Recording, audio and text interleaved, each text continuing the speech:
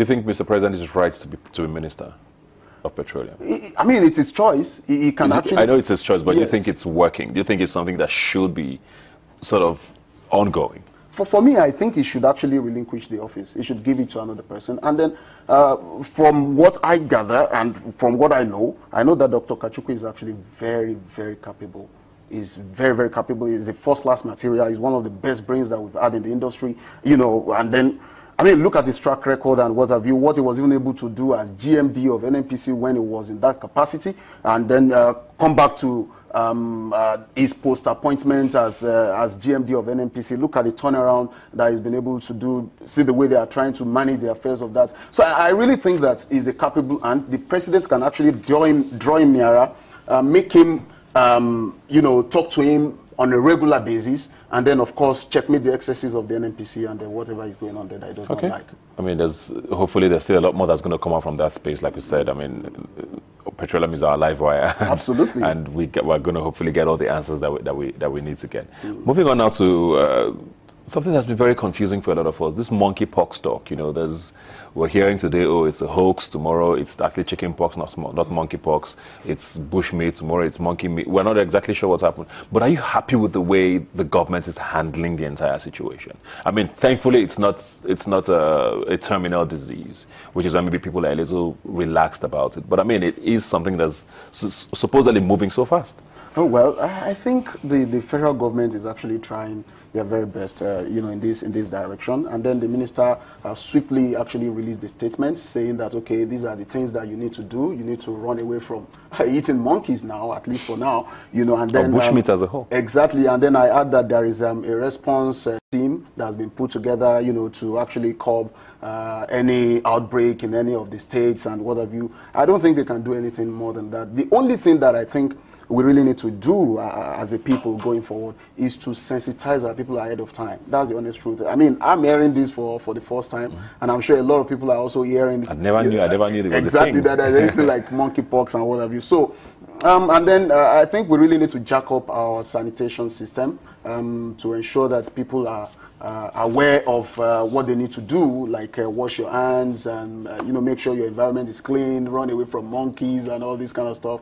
And then the moment you hear anything about it, you quickly run to any of the hospitals around you and then report this situation. And then I think there is one thing that they actually did very well, because I had somebody from the Federal Ministry of Health in the course of the week released a statement as well, and that's the fact that they said they are trained doctors in hospitals, both private and public, you know, on how to handle the situation, because there is probably no vaccine as of now, you know, and then how to handle the situation and then report to the appropriate authority. So I think that's the right step in the right direction. We can only expect that God Almighty would help us and then, you know, take all of these diseases out of our land. Yeah.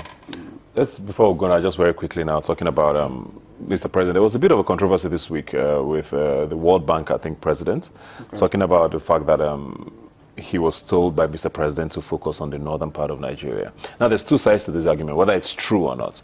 The fact remains that we all know that the northern part of Nigeria are probably the most disadvantaged with regards to poverty and, you know, just general well-being.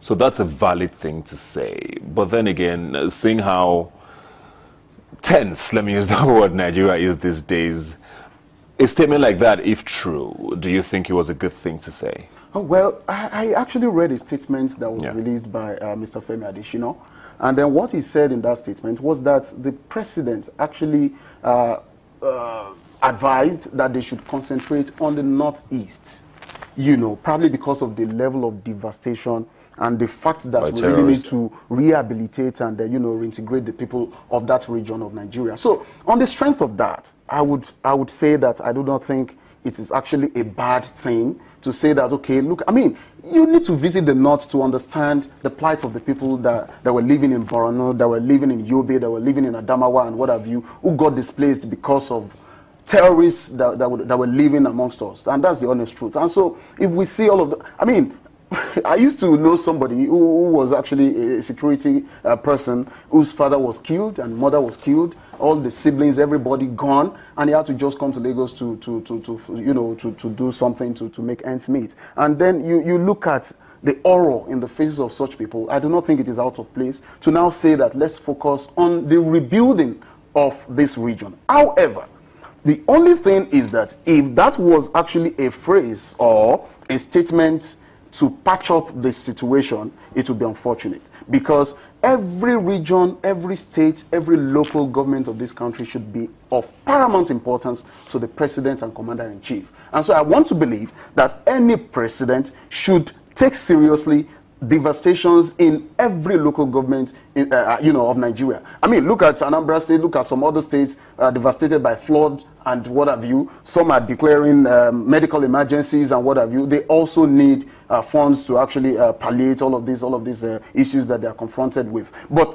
I think that the northeastern part of Nigeria, as of now, needs very, very serious and massive attention. So you think the reaction was a little overblown by people who thought it was like a tribal thing to say that? I really want to believe so. And then that could actually be political as well. So we really need to be very careful. We need to be very sincere with ourselves so that as a people, we move forward together. And that's the honest truth. Finally, now, very quickly now, there's an agitation again by the labor union for an increment in minimum wage.